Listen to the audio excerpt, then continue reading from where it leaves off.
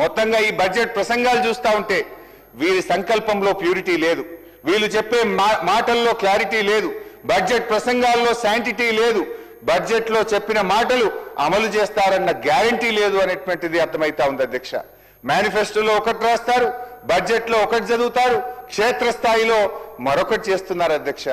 అందుకే ఈ బడ్జెట్లు no purity, no clarity, no surety government అధ్యక్ష. ఇది అధ్యక్ష, మిమ్మల్ని నమ్మిన రైతుల్ని ఆగం చేయడానికి ఎందుకు ఇన్ని ఎత్తుగడలు?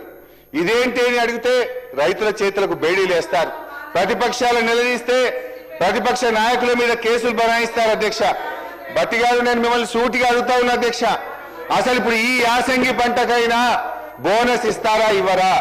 పోయిన యాసంగికి బోనస్ ఇవ్వలేదు, ఇప్పుడు ఈ యాసంగిలోనైనా రైతులకు బోనస్ ఇస్తారా లేదా మీ సమాధానంలో చెప్పాలని చెప్పి ఈ సభ సాక్షిగా నేను బట్టి గారిని, ఈ ప్రభుత్వాన్ని అడుగుతా ఉన్నా అధ్యక్ష.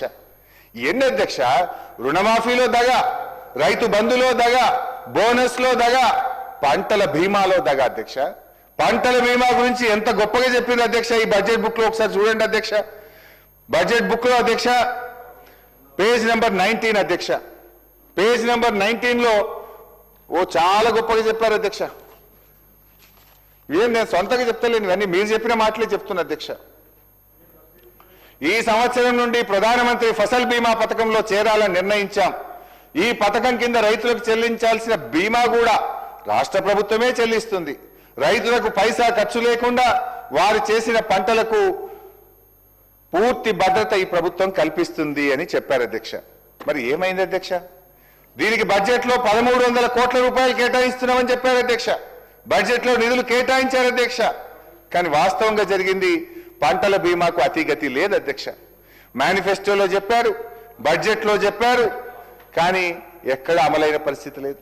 ఈ బడ్జెట్కి వచ్చేసరికి పంటల బీమా మాయమైపోయింది. పోయిన 2 బడ్జెట్లో పంటల బీమా చెప్పారు, ఈ బడ్జెట్ లో పంటల బీమాని మొత్తానికి ఎత్తేసింది అధ్యక్ష. అధ్యక్ష, అంటే ఇప్పుడు రైతుల పరిస్థితి ఏంది అధ్యక్ష?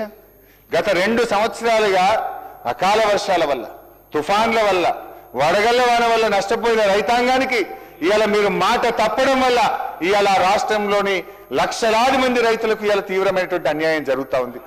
బడ్జెట్ ప్రసంగంలో చెప్పి 1300 కోట్లు కేటాయించి పంటల బీమా పథకం అమలు చేయకపోతే ఆ రైతుల పరిస్థితి ఏం కావాలి అధ్యక్ష? పోనీ మీరు చెప్పిన ఇన్పుట్ సబ్సిడీ అయినా ఇస్తున్నారా? ఎకరానికి 10,000 ఇన్పుట్ సబ్సిడీ ఇస్తామన్నారు.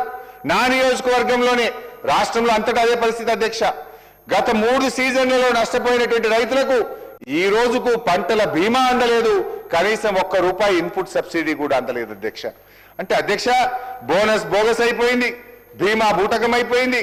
మీరు చెప్పిన ఒక్క మాట కూడా రైతుల విషయంలో, మీ రైతు డిక్లరేషన్ లో చెప్పిన, మీ బడ్జెట్ లో చెప్పిన ఏ ఒక్క మాట కూడా ఈ ప్రభుత్వం రైతుల విషయంలో నిలుపుకోలేదు అధ్యక్ష.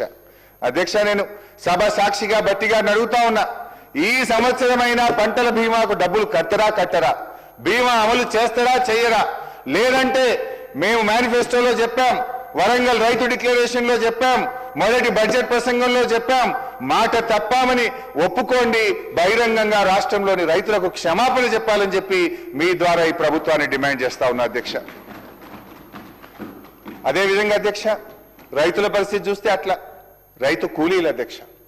ఇందిరమ్మ ఆత్మీయ భరోసా, పేరు గొప్ప ఊరు దిబ్బ అన్నట్టు తయారైన మరో పథకం అధ్యక్ష. దీని పరిస్థితి అధ్యక్ష, మొదటి బడ్జెట్ లో అధ్యక్ష పేజ్ 18,